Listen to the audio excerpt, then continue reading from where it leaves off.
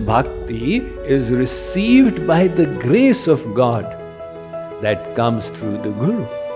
So if bhakti is received by grace, what is the need to do sadhana? In this regard, there is an apparent contradiction in the scriptures. On one side, they say, until you get the grace, you will not be able to do bhakti. On the other side, they say, until you do bhakti, you will not receive the grace. So the contradiction is, what do we do first? Do we do bhakti first or grace first?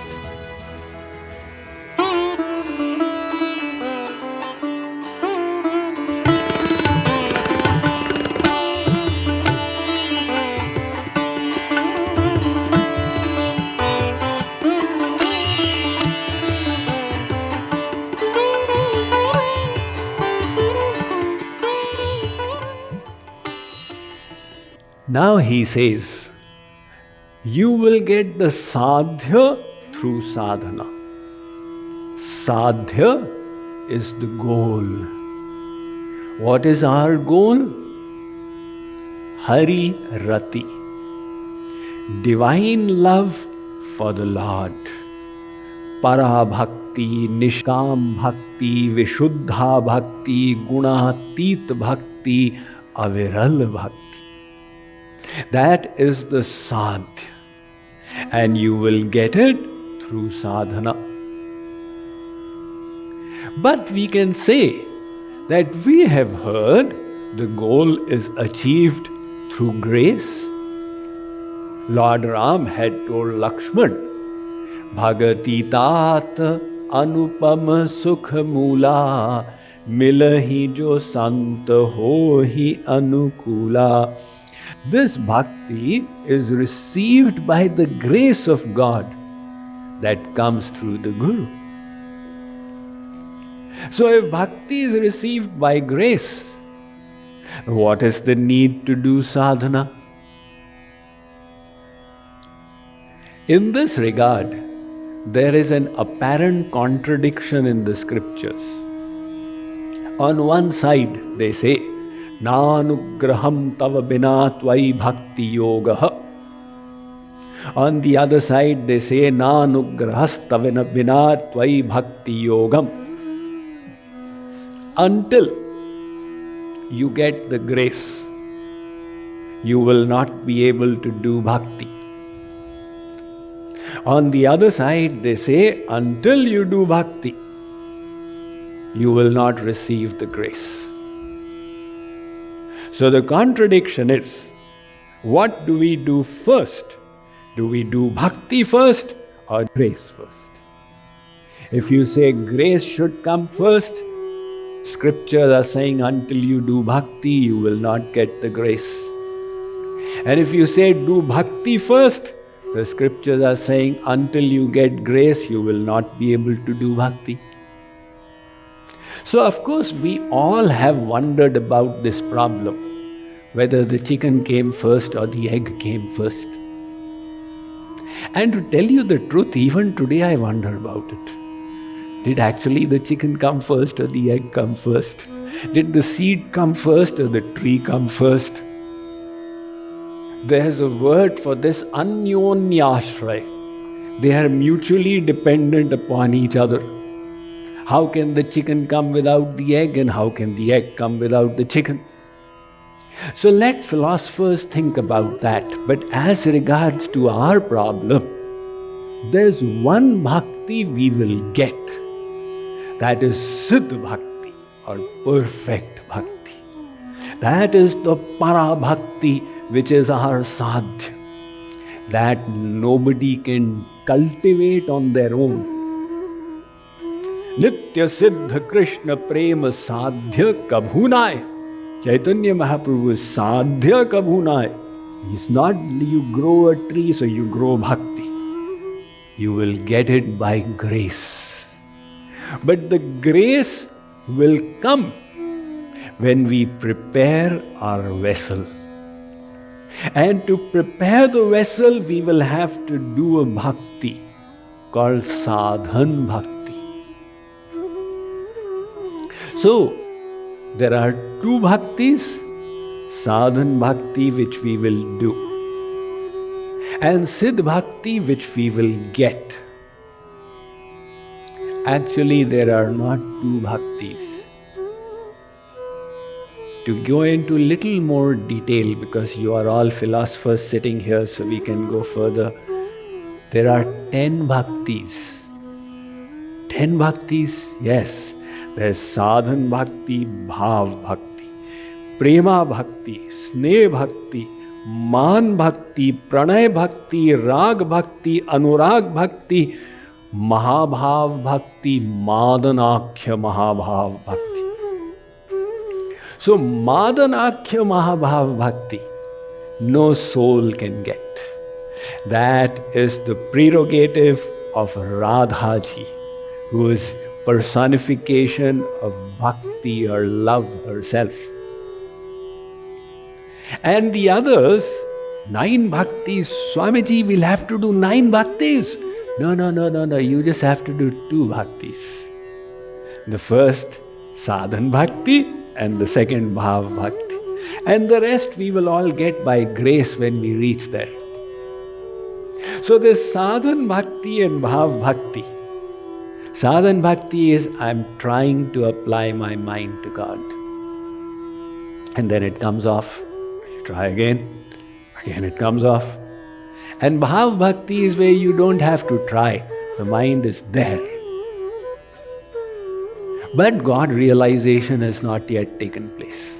So these two together are clubbed in one phrase, sadhan bhakti. That sadhan bhakti is what we have to do. Siddh bhakti, you can't even describe it, anirvachaniyam, leave alone trying to do it. So the one that we are supposed to engage in, that is the one we need to understand how to do it and why to do it. So why to do it? We just discussed. It will prepare the vessel of the heart. It will cleanse the heart. Nirmala mana jana so mohi pava, mohi kapata chhala chhidrana bhava. The Ramayan states that those who are pure at heart, they achieve the Lord. The Bible also tells us, blessed are those who are pure at heart, for they shall see God. So how do you purify your heart? By doing Tratak meditation? By cleansing the chakras? You know, I used to have one satsangi, so she was doing bhakti. And then she said, Swamiji, I'm going to India. I said, what for? To get my chakras cleaned. So she came back after 15 days thinking she is now enlightened because her chakras are cleaned. So I said, how do you feel? She said, I feel so good. Now there is no negativity in the mind. But I met her again after 6 months and the chakras had become dirty again. So you keep on trying to cleanse the chakras. You keep on trying to meditate on your nose or on a ray of light or everything. But the principles are irrevocable. And what are the principles?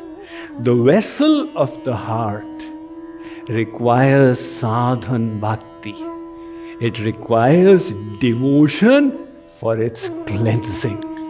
Even Shankaracharya had said, Shuddhayati hinantaratma Krishna padam bhoja bhakti mrite. Look, without bhakti, the heart, the mind will not get cleansed. So, this is the way to prepare the vessel. There was once a sage who used to live on a cave by the mountainside. which was close to a city. And the people in the city, occasionally one of them would go to meet him in the hope of divine knowledge. Others were engrossed in their worldly gratifications. One sincere aspirant, he went up the mountain, entered the cave where the sage used to reside, and everything was dark. So he waited a little time until there was enough light, and then he asked the sage, "Sir, I have come looking for guidance." The sage wanted to test him out. He said, "What are you looking for?" "Gurudev, I wish to know how I will get Hari Rati, love for God, divine love."